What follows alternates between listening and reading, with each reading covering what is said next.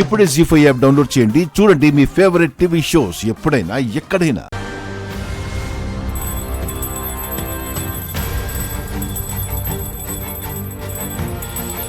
గనగన గనగన గంట నువ్వే తెచ్చుకున్నావంట తంట.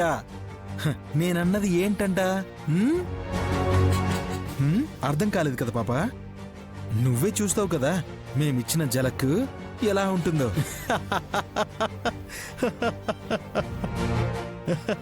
ఒక్కడే నవ్వుకుంటున్నావు ఏంటి బ్రో? నేను ఒక్కనే ఎక్కడున్నాను?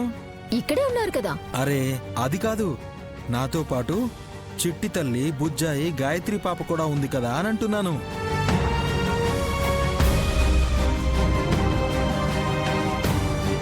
పిల్లల్ని మీరు లెక్కలోకి తీసుకోరు కదా అల్లుడా.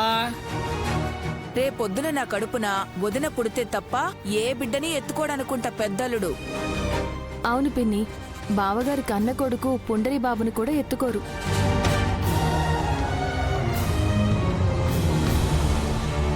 ఏంటి పిల్ల, మీ అమ్మకేసి అలా చూస్తున్నావు? భాస్వరం చల్లిన చీరను కట్టుకోకుండా చేశానన్న ఆనందమా? అరే ఆశ్చర్యంగా ఉందే, వల్లభ హారతి పళ్ళెం పట్టుకున్నాడు.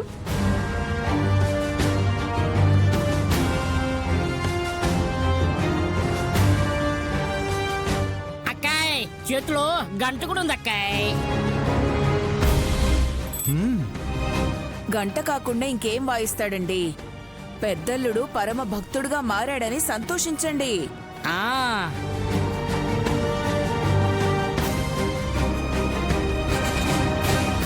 మమ్మీ, నువ్వేంటి చీరలో వచ్చావని అవాకైంది గాయత్రి పాప, అలియాస్ పెద్దమ్మ. భాస్వరం చల్లిన చీరలో బామ్మగారు వస్తారని చూస్తే కంగు తింటుందేమో. హారతి పళ్ళెం పట్టుకొని అలా నుంచుండిపోతారేంటి బావగారు? అరే బామ్మగారు కూడా వస్తే అందరికీ హారతి వచ్చేలా చేస్తాను. నేను కూడా వచ్చేసాను బాబు.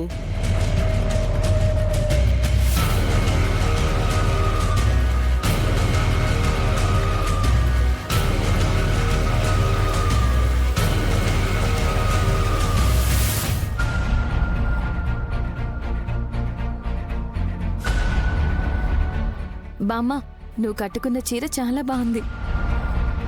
మీ అత్తిచ్చింది.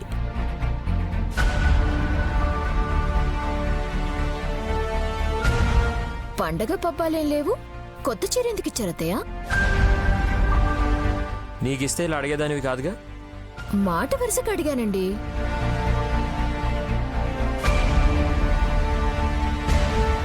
వాళ్ళ మనవరాలి జాడ తెలిస్తే ఊరెళ్ళిపోతుంది కదా. వెళ్లే ముందు ఒక చీర అయినా కొనిస్తే గుర్తుగా ఉంటుందనిపించింది.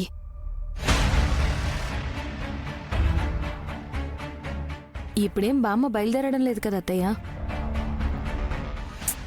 వెళ్లరు కాని ఇచ్చిన చీర ఊళ్ళో కట్టుకుని నలుగురికి చెప్పడం కన్నా మన నలుగురి ముందు బామ్మగారు చీర కట్టుకుని వస్తే మనక్కూడా సంతోషంగా ఉంటుందని. మంచిది మమ్మీ. అరే మీరిలా మాట్లాడుతూనే ఉంటే ఎలా? హారతి పళ్ళెం వేడెక్కిపోతుంది, ఎక్కడ ఆగిపోతుందేమోనని కర్పూరం బిళ్ళలు ఒక్కొక్కటి జత చేస్తూనే ఉన్నాను.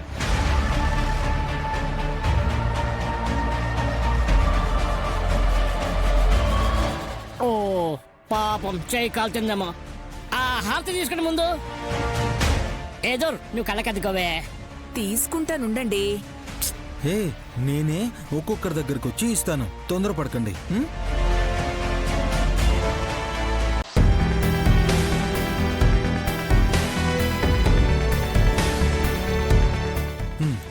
నుదుట బొట్టు, చెవిలో పువ్వు, బాగున్నారు బావగారు.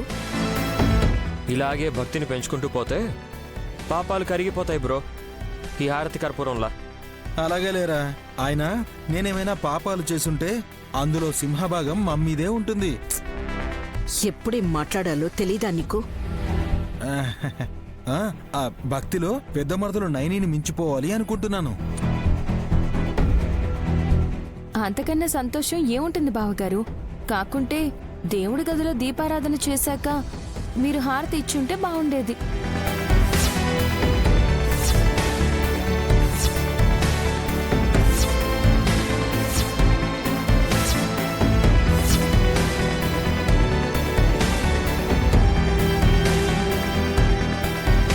అదేంటయ్యా దీపారాధన చేయకుండా హారతి వెలిగించారా?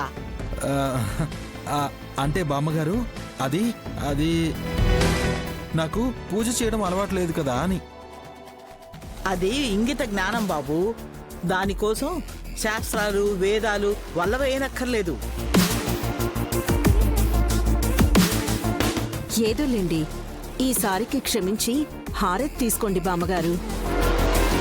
హా, అవునవును తీసుకోండి. నేనే దగ్గరికి వచ్చిస్తాను ఉండండి.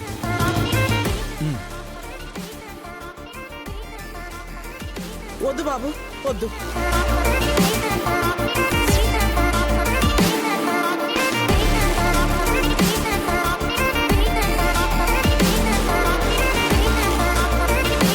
దీపారాధన చెయ్యని హారతిని నేను తీసుకోను. అలా తీసుకుంటే అది పూజా హారతి అవ్వదు, దిష్టి తీసినట్టు అవుతుంది. ఆ, మీరు కొత్త చీర కట్టుకున్నందుకు దిష్టి తీస్తున్నాను అని అనుకోండి బామ్మగారు.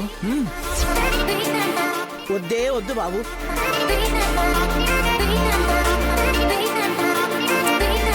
వద్దంటుంటే బలవంతం చేస్తావేంటి బ్రో?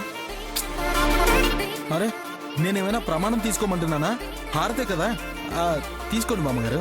ఇలా ఒక్కసారి కళ్ళకద్దుకోండి చాలు. వద్దు బాబు.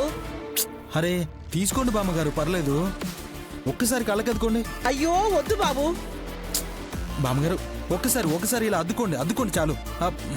వద్దు వద్దు అంటున్నాను కదా. బామ్మగారు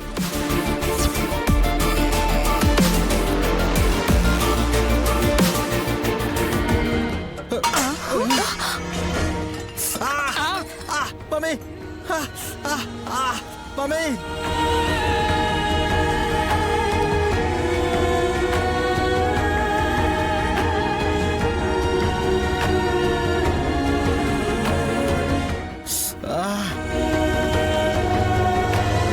మమ్మీ. బొమ్మతో అలా కొట్టే చూడు గాయత్రి. పిల్లకి కోపం వచ్చిందనుకుంటా. ఆ, ఎలా వస్తుంది? ఎందుకు వస్తుంది? అతి చేష్టలు కాకపోతే. సుమనా, గాయత్రి చేసింది మంచి పనే. మనం హారతి తీసుకున్నాం గాని దీపారాధన చేయకుండా తీసుకునేది హారతి కాదు అని బామ్మగారు వద్దని వారిస్తున్నా బావగారు బలవంతంగా హారతి ఇవ్వాలి అనుకున్నారు.